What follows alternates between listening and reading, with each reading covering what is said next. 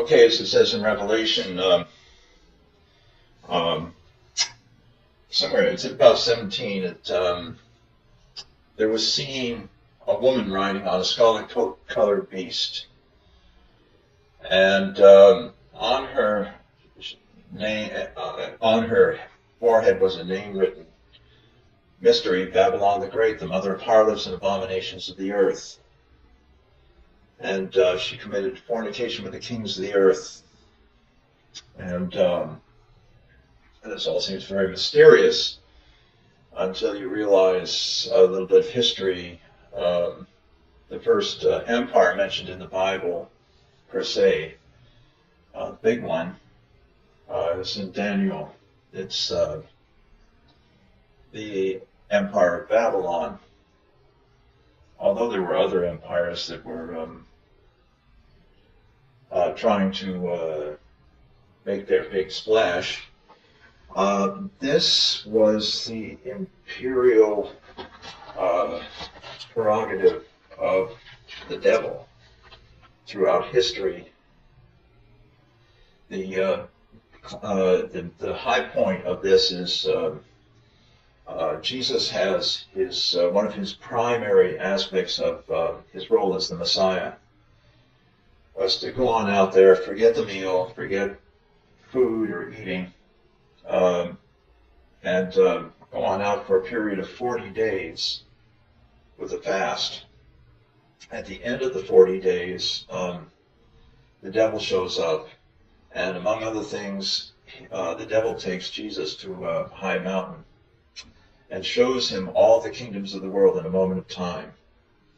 And basically he says that's it. That's the devil says it belongs to him, the devil. And he gives it to whoever he will. And he tries to enlist Jesus on his side and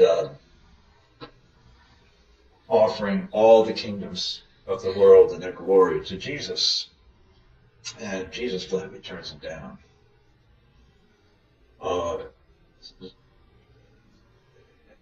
Rebuking him and saying, "It is written, thou shalt worship the Lord thy God, and him only shalt thou serve." And other people have taken him up on it, the devil up on this, and it's really started out in Egypt, then Assyria, which was really the Syrian group, and then Babylon. And this thread runs through the Empire of Babylon into Greece, and then from Greece to Rome. And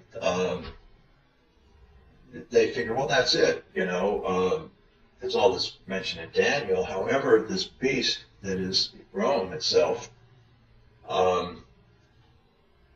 it's a monstrosity or a monster, and its teeth continue into the end time, or the horns in another a chapter of Daniel. So what we have here now is finally a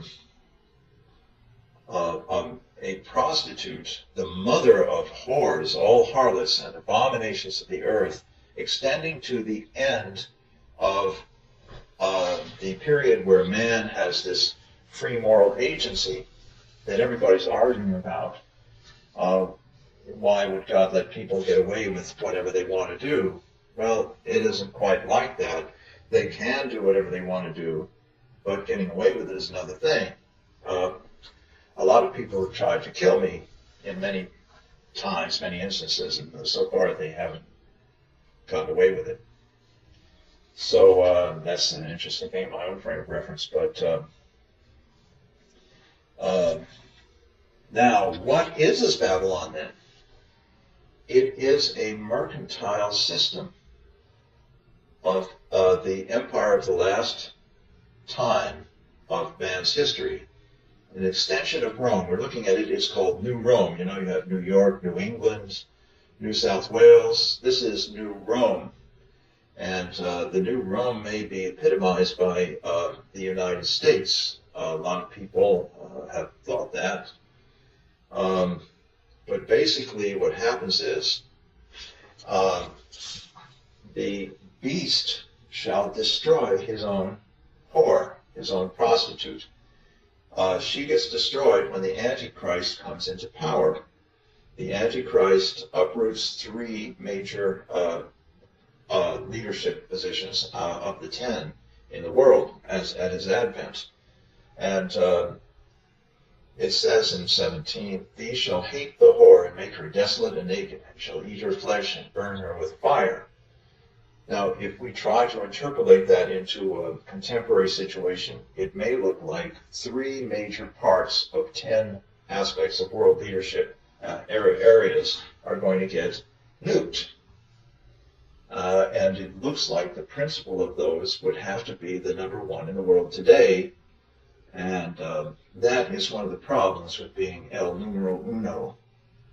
The numero uno usually ends up being opposite of the ideal number one. This is the number one cad that ends up getting nuked. I'm sorry, like I always say, no nukes are good news, but in this case it looks like she shall be burned with fire. And the merchants, the ship owners who have shipping, shall see her burning afar off and shall weep and wail, saying, "Alas, alas, Babylon the Great!